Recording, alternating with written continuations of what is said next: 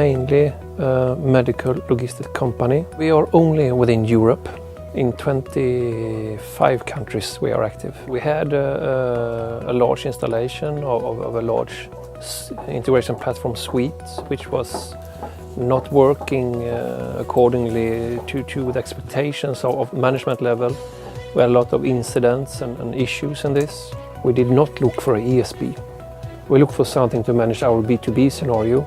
So we wanted the tool that could manage B2B scenario.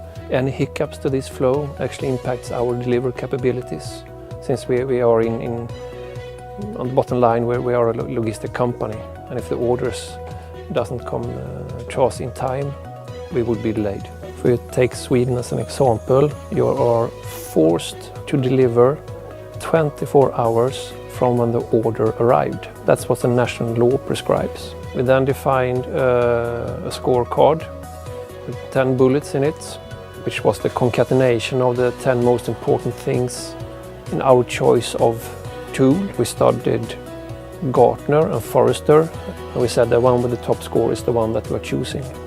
And this was how BTBi was chosen. We have minimized the number of incidents that we had. Last year we had 0 major incidents in our platform.